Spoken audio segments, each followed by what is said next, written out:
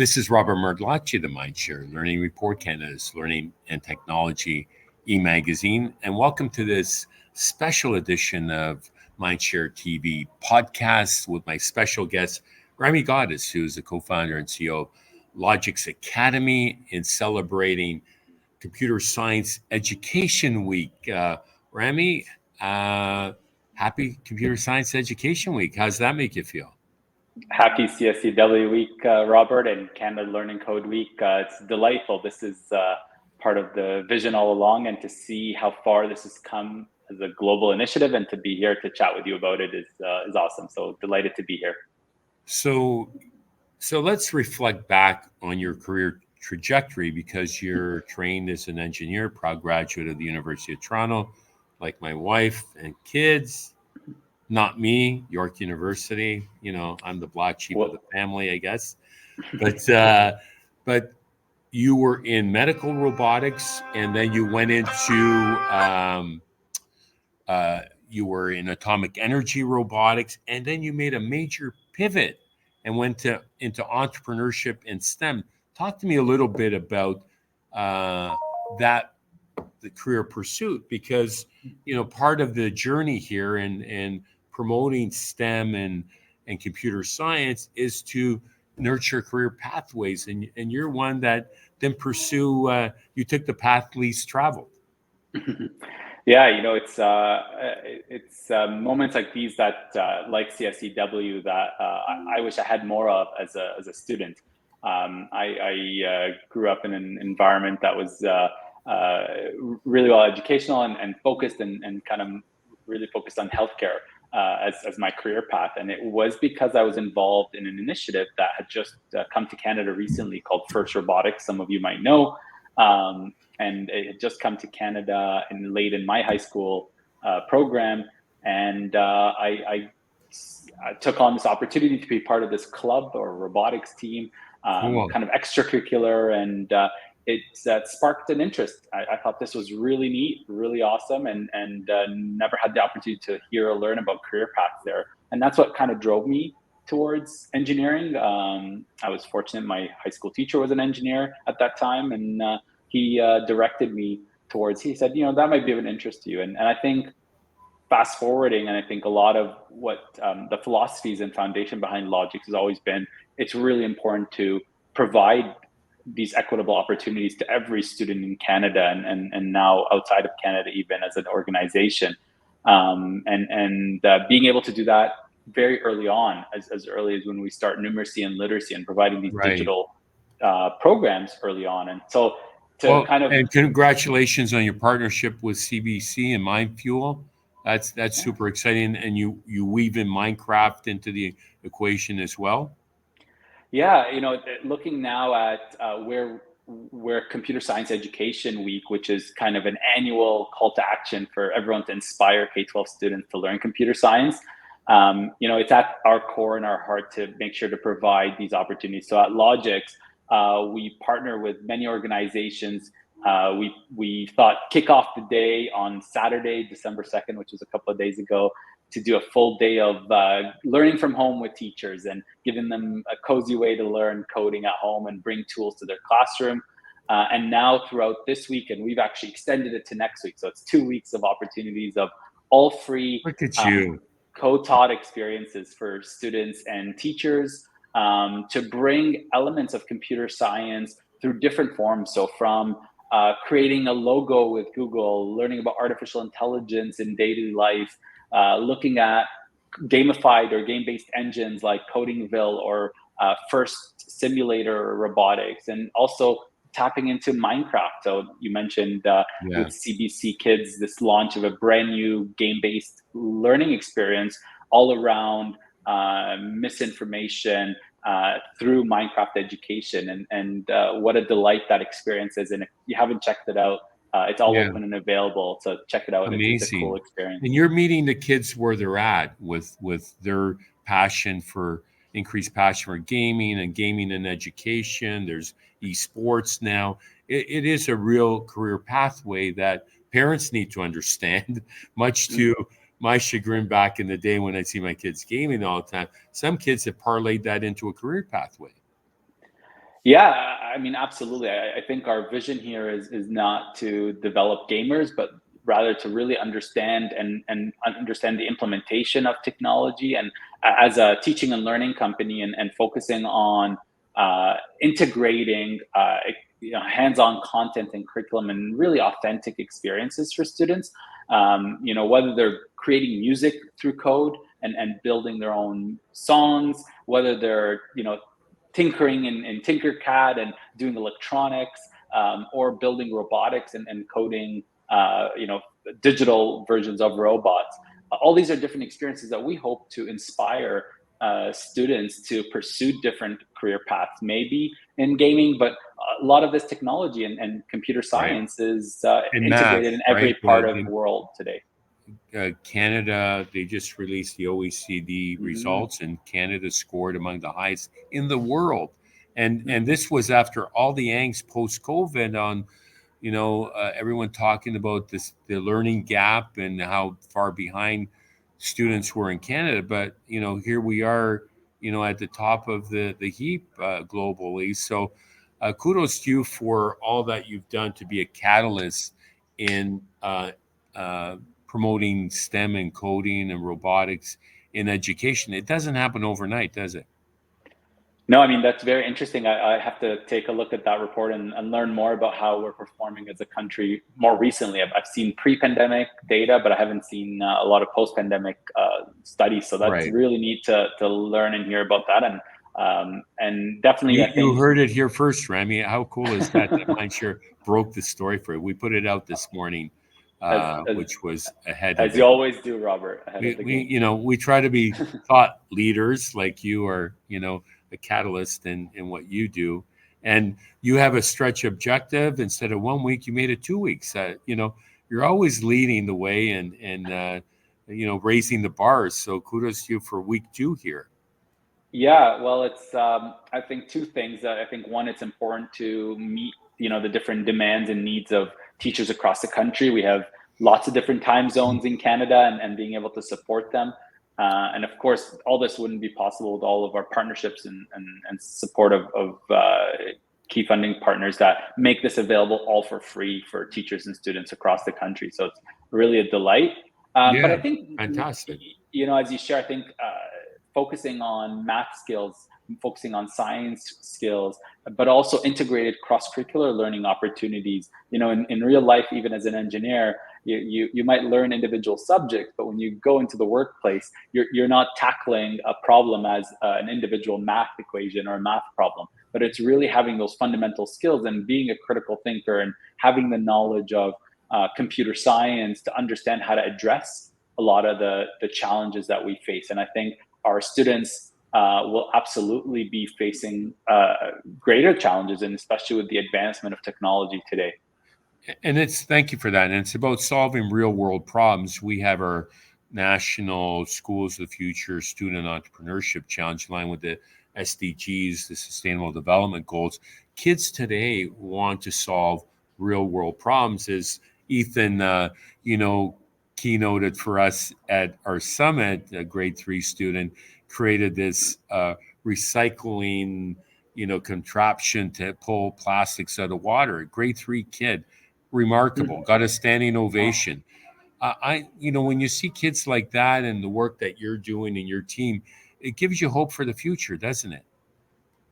It absolutely does. I was you triggered a memory. I was recently contacted by a student that we worked with in 2011, and the individual now has moved on. He's studied at Harvard, did some fantastic research, and actually developed, has created his own company in healthcare and health tech in the States. Amazing. And to reconnect with some of these students is inspirational. I mean, I think that's our vision as an organization, is to empower educators and empower teachers to do what they do best day in and day out, and open the doors and avenues for students to understand how technology is integrated in learning, and how it can be a tool for personalization and for customization. And I think that's really valuable.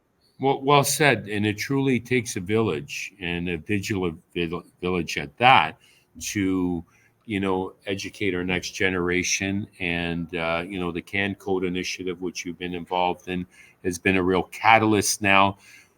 What about this frenzy around AI? How is AI creeping into the equation? I see that you have a session on your schedule on AI as well. Yeah, I mean, no doubt the technology. I mean, AI as a term's been around. I think the accessibility of AI and the level of capability of AI through, whether it be ChatGPT or chatbots and customization tools. I think where that goes, I think there's a lot of great ideas in education today, especially around personalized learning in a true fashion. Enabling each student to be met with support where their needs are, irrespective of where the classroom is or where the educator is. And I think personalization is so critical. Of course, with technology comes lots of questions and uncertainty, especially early days of technology. But having said that, I think it's going to revolutionize. I mean, we have already seen how it's revolutionized our economy, our world, in many facets, and I think it's going to revolutionize learning environments, and whether that be in the traditional classroom or in years to come in kind of a new envisioned learning environment.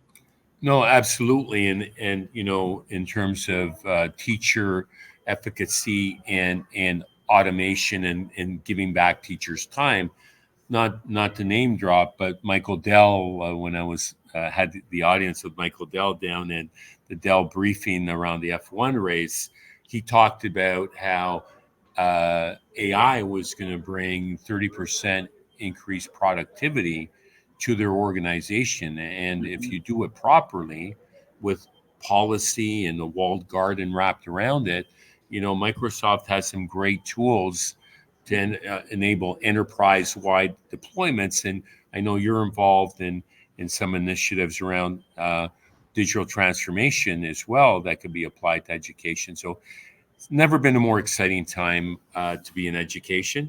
Final thoughts to share?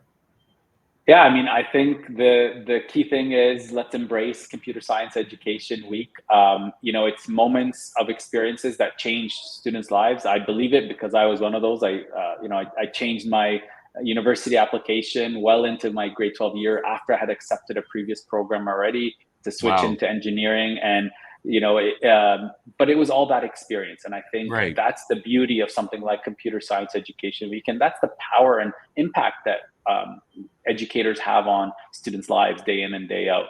And, And so we got to support the educators and providing them these opportunities that are easy, accessible, free, has really been one of our main goals. And so check out one of the experiences we have, dabble into it with your students, spend an hour to do one exciting activity in any one of the slots in the week to come or 2 weeks to come.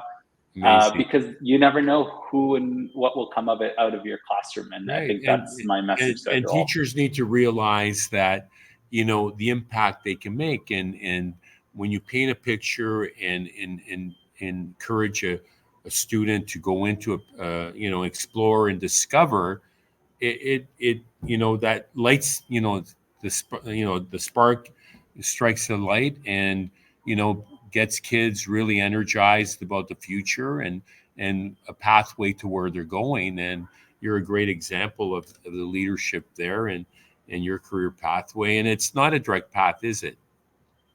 No, by no means did I think I would start in healthcare and end up in education. But I think I've always been passionate about working with others, supporting others, and just like many have done to me. And I think Yeah. I continue to learn and learn and grow, and I think that's natural to all And, of us for life. no, incredible. I was just on a call with Zoom with the McGill University Faculty of Education, where we hosted our conference last year, and they started an EdTech office that we helped inspire. And it really does take a village, and faculties of education need to step up and be engaged and seize these opportunities to celebrate, like a Computer Science Education Week. Some are doing great work, and others need to follow. And it's conversations like this. It's about storytelling and getting beyond pockets of innovation and some of those archaic industrial models of education that still exist. Unfortunately, it's expensive. It's costly to transform like an environment like we have, or your background there is quite innovative looking. But taking advantage of some of the great resources and a lot of the free programs that exist that you offer. And maybe you can mention a couple of those programs again, that and there isn't a cost necessarily to some of them. And the Canco project has been a real catalyst. And maybe you can mention a couple of those initiatives. Yeah, I mean, share with you, even outside of Logix, there's many great organizations offering exciting programs. I think within our programming this year, we have a variety of virtual robotics simulators. First Robotics, which inspired me to get started, we now have launched a virtual simulator around it, and you can engage in that session with students in intermediate and secondary. Then we have Codingville, which is a game-based coding engine, a number of Google sessions, Minecraft game-based engine sessions, and of course, music sessions, Make Code Arcade for students to build their own games. And these are all free initiatives. And all free initiatives available. The workshops are all for free for students and teachers these 2 weeks. And finally, of course, check out the CBC Kids News World experience. That workshop's happening this Thursday, December 7th at 1 p.m. Eastern, 10 a.m. Pacific. Make sure to tune in. And is that on TV or online, or how do? It's all online, on that one URL. We'll drop it there. It's logixacademy.com/CSEW 2023. And you can get all the information there and register your class. Well, it's so exciting. And you as a new parent, congratulations. It must make you doubly excited about the future of learning. Well, I think I'm eager to start trying things a lot younger. So I've been dabbling into probably some gadgets and tools a little younger than they're advised for, but I like tinkering. So we're trying things at home. Well, it's so exciting to see you come of age. We've known each other about a decade now, and to be at the forefront of it now, and as I said, coming of age with the STEM, it's been a real collaborative effort, and you've been one of the catalysts. And kudos to you and your team, of course, because it's not just you. You've got a large team behind you that makes it happen, and. Thank you again for your time, and I'll let you get back to your events, many events that you need to attend to, Ramy. Awesome. Well, thank you so much, Robert, and thanks for continuing to push the envelope on inspiration and education across not just in STEM and computer science, but I know you're involved in all across. So thanks for having me on the show. And again, leave everyone with a note of take an hour, delve into something, even if it feels uncomfortable, it'll make a difference in someone's life. And I think that's important. Awesome. Thank you so much again. Ramy Ghattas, the founder and CEO of Logix Academy. My name is Robert Merdlacci of the Mindshare Learning Report. Be sure to check out www.mindshare Learning to get your latest issue. And until next time, stay healthy, stay safe, and keep the learning curve steep. Thanks, Robert.